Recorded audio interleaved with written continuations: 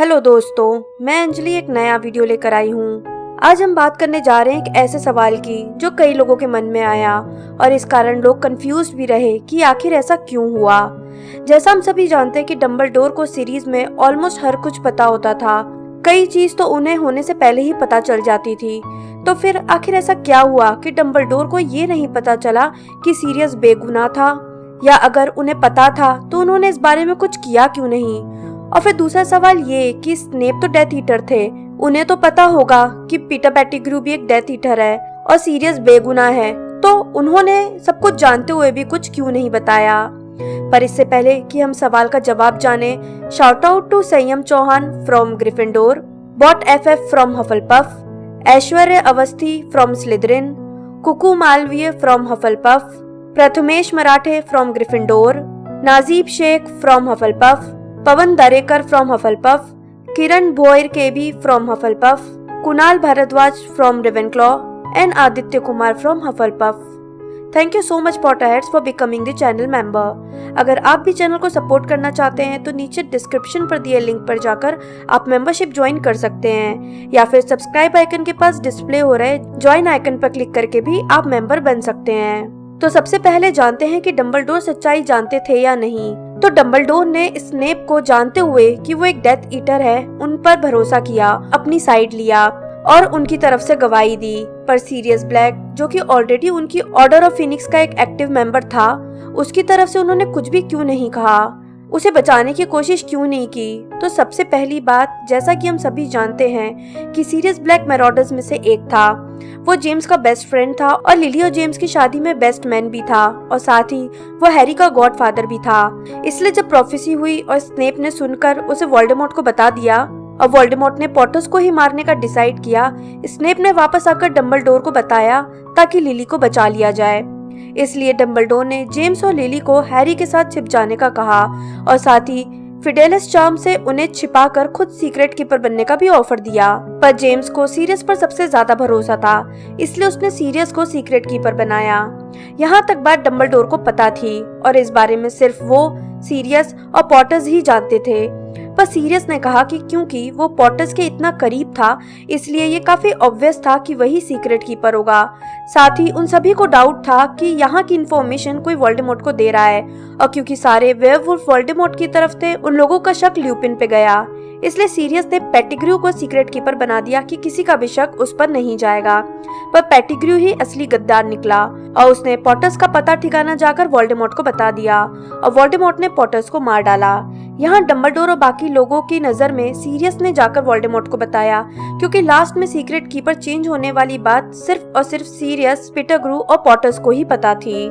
Serious समझ गया था कि ये काम पेटिग्रू ने किया है और वो उसे रोकने गया, पर पेटिग्रू ने 12 मगल्स को एक ही श्राप से मार डाला, खुद की उंगली काटी और सीवर लाइन से भाग गया।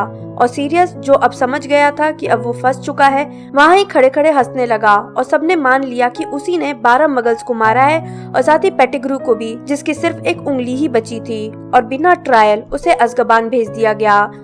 तो कमिंग टू द क्वेश्चन कि क्या डंबलडोर जानते थे, तो आंसर है कि नहीं, डंबलडोर को भी नहीं पता था कि सीरियस असली मुजरिम नहीं था। अब सवाल आता है कि वो तो खुद इतने अच्छे लेजिलिमेंस थे, तो उन्होंने दिमाग में झांक कर सच्चाई पता क्यों नहीं की। तो इसका जवाब है कि सभी 100% श्योर थे कि ये काम सीरियस नहीं किया है, इसलिए उसे बिना ट्रायल अज़्काबान भेज दिया गया। डंबलडोर भी इस बात से बहुत दुखी और नाराज थे कि सीरियस ने अपने दोस्तों और उन्हें धोखा दिया, इसलिए उन्होंने कोशिश ही नहीं की कि सीरियस को बचाएं। ये उन थोड़े टाइम्स में से एक है जब डंबलडोर गलत थे। उन्होंने मान लिया था कि बाकी सभी की तरह पेटिग्रू मर गया है और एक तरह से सीरियस ने ही सभी को मार डाला, और इसलिए ये मानकर कि सीरियस ने गद्दारी की, उन्होंने उसे बचाने की कोई कोशिश नहीं की और 12 साल तक इनोसेंट सीरियस अज़्काबान जैसी भयंकर जेल में रहा। अब दूसरा सवाल है कि क्या स्नेप को पता था कि सीरियस इनोसेंट है। ये एक बहुत ही डीप क्वेश्चन है। स्नेप सीरियस से नफरत करते थे स्कूल डेज से ही। जब सीरियस अज़्काबान से भागा था तो उन्होंने ल्यूपिन पर भी शक किया था कि वो सीरियस की हेल्प कर रहे हैं, और वो ये भी चाहते थे कि सीरियस को डिमेंटर्स जल्द से जल्द पकड़कर किस ऑफ डेथ दे दें। स्नेप वोल्डेमॉर्ट के करीबी लोगों में से थे, वो अच्छी तरह से जानते होंगे कि पेटिग्रू गद्दार है। जब पेटिग्रू ने वोल्डेमॉर्ट को पॉटर्स का पता बताया तब भी स्नेप जानते होंगे, क्योंकि वोल्डेमॉर्ट पॉटर्स को मारने जा रहा था तब उन्होंने वोल्डेमॉर्ट से कहा था कि लिली को वो छोड़ दें, जिस पर वोल्डेमॉर्ट ने कहा था कि वो चांस देगा सिर्फ स्नेप के लिए। यानी जिस इल्जाम में सीरियस को जेल हुआ कि उसने पॉटर्स को धोखा देकर 12 मगल्स को मार डाला, स्नेप बहुत अच्छी तरह से जानते होंगे कि सीरियस बेगुनाह था, उसने धोखा नहीं दिया था।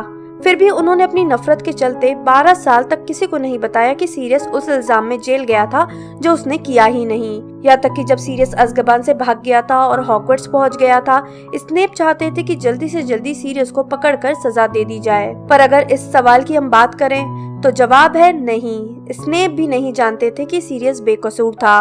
कारक्रॉफ्ट ने 4th पार्ट में बताया था कि वोल्डेमॉर्ट को सीक्रेटली काम करना पसंद था और कोई भी डेथ ईटर अच्छे से नहीं जानता था कि वोल्डेमॉर्ट के पास कितने डेथ ईटर्स हैं और कौन कौन हैं। वो लोग जब डार्क मार्क से बुलाए जाते थे तो वो मास्क पहन कर आते थे।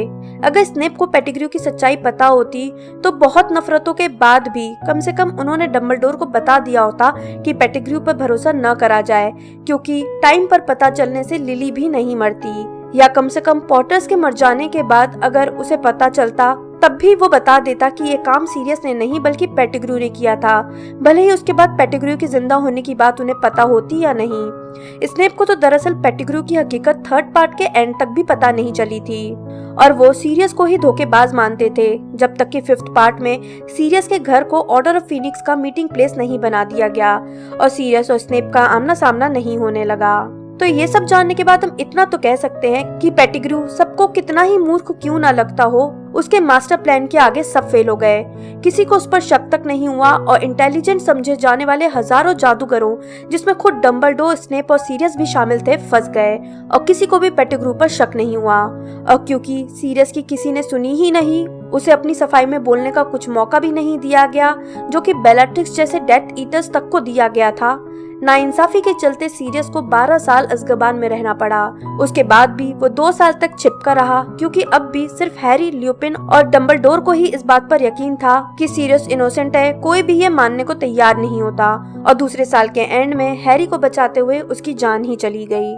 मेरी नजर में शायद इस सीरीज में सबसे अमेजिंग कैरेक्टर डॉबी के अलावा किसी का था तो वो था सीरियस। एक ऐसा इंसान जिसका पूरा जीवन ही स्ट्रगल में बीता, पहले अपने पेरेंट्स के अगेंस्ट जाने में, फिर ऑर्डर ऑफ फीनिक्स के लिए काम करने में, फिर अपने ही दोस्तों के खून के झूठे इल्जाम में जेल जाकर 12 साल जेल में रहने में, फिर 1 साल छिप कर रहने में जिसमें कि उसे चूहा खाकर पेट भरना पड़ता था, और फिर 1 साल अपने ही घर में कैद जिसमें उसका खुद का एल्फ उसे गालियां देता रहता था, या फिर स्नेप उसे छिप कर रहने के लिए टॉन्ट करते रहते थे। शायद किसी के साथ सबसे ज्यादा नाइंसाफी हुई है सीरीज में तो वो सीरियस था। तो दोस्तों, ये थी बात डंबलडोर और स्नेप को सीरियस की सच्चाई पता थी या नहीं, या उन्होंने उसे बचाने की कोशिश क्यों नहीं की। आपका क्या सोचना है इस बारे में नीचे कमेंट बॉक्स में बताएं। वीडियो को लाइक और शेयर करना बिल्कुल ना भूलें। मैं जल्दी ही नए वीडियो के साथ वापस आऊंगी। तब तक के लिए बाय बाय।